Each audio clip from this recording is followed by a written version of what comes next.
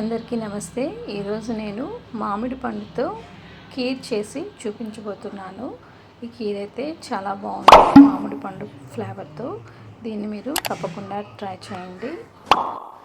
చాలా సింపుల్గా ఫాస్ట్గా అయిపోతుంది. ఇప్పుడు దీన్ని ఎలా తయారు చేయాలో చూద్దాం. ముందుగా ఒక మామిడి పండుని తీసుకుందాం. ఈ మామిడి పండుని బాగా నీటితో క్లీన్ చేసిన తర్వాత దానిపైన తొక్కని తీసేయాలి. తీసిన తర్వాత చిన్న చిన్న ముక్కలుగా కట్ చేసుకోవాలి. ఇక్కడ మనం మామిడి పండుని పీచున్న మామిడి పండుని అయితే తీసుకోకూడదు. ముక్కలు కట్ చేసిన తర్వాత ఈ విధంగా మిక్సీలో వేసి మనం గ్రైండ్ చేసుకోవాలి. దీన్ని ఇప్పుడు మనం పక్కన పెట్టుకుందాము. ఇప్పుడు స్టవ్ వెలిగించి ఒక పాన్ పెట్టి దానిలో 2 స్పూన్ల వరకు నెయ్యిని వేసుకుందాము. నెయ్యి వేసిన తర్వాత డ్రై ఫ్రూట్స్ని ఇప్పుడు మనం ఫ్రై చేసుకోవాలి. కొద్దిగా జీడిపప్పు, తర్వాత కొద్దిగా కిస్మిస్ కూడా వేసి ముందు ఫ్రై చేసుకోవాలి.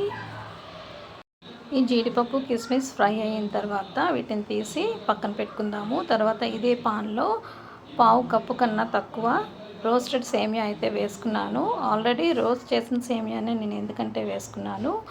నెయ్యిలో ఈ విధంగా ఒక 5 సెకండ్స్ ఫ్రై చేయడం వల్ల ఫ్లేవర్ అనేది వస్తుంది. అందుకే ఇలాగా రోస్టెడ్ సేమియా వేసి నేను ఫ్రై చేసుకున్నాను. ఇప్పుడు ఈ సేమియాని కూడా తీసి మనం పక్కన పెట్టుకుందాము. ఇప్పుడు అదే పాన్లో 1/2 లీటర్ వరకు పాలు వేసుకోవాలి. నేనైతే మరిగించిన పాలనే వేసుకున్నాను. మరిగించిన పాలు వేయడం వల్ల నేను కొద్దిగా మరిగిన తర్వాత 1 గంట ముందు నానబెట్టుకున్న 1/2 కప్పు వరకు సగ్గుబియ్యాన్ని ఇప్పుడు వేసుకుంటున్నాను. ఈ సగ్గుబియ్యాన్ని ఇప్పుడు ఈ పాలలో ఉడకనివ్వాలి. చాలా ఎర్లీగానే ఉడికిపోతాయి, ఎందుకంటే మనం గంట ముందు నానబెట్టుకున్నాం కాబట్టి. సగ్గుబియ్యం అయితే ఉడికిపోయాయి. ఇప్పుడు మనం ముందుగా రోస్ట్ చేసి పెట్టుకున్న సేమియాని కూడా వేసి ఉడికించుకోవాలి. ఈ సేమియా ఉడకడానికి 2-3 నిమిషాలు అయితే పడుతుంది.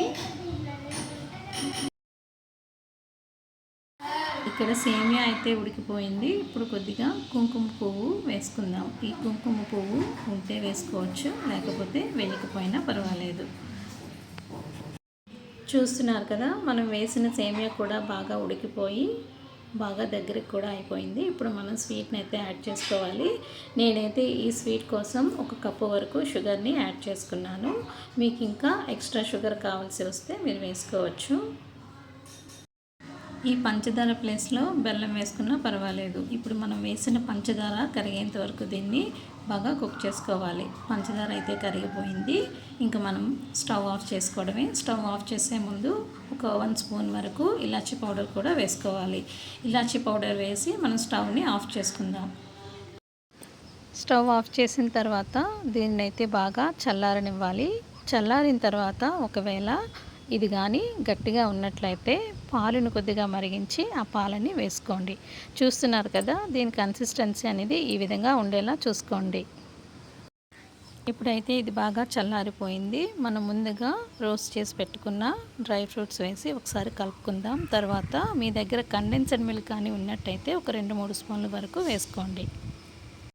తర్వాత మనం ముందుగా గ్రైండ్ చేసి పెట్టుకున్న మ్యాంగో పల్ప్ను కూడా వేసుకోవాలి.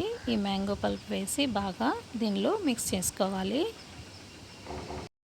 ఇక్కడైతే మనం ఒక విషయం గుర్తుపెట్టుకోవాలి. మనం ఉడికించిన సేమియా సగ్గుబియ్యం కీర్ అనేది బాగా చల్లారిన తర్వాతే ఈ మ్యాంగో పల్ప్ అనేది వేసుకోవాలి. వేడిగా ఉన్నప్పుడు మాత్రం మ్యాంగో పల్ప్ వేసి మిక్స్ చేయకూడదు.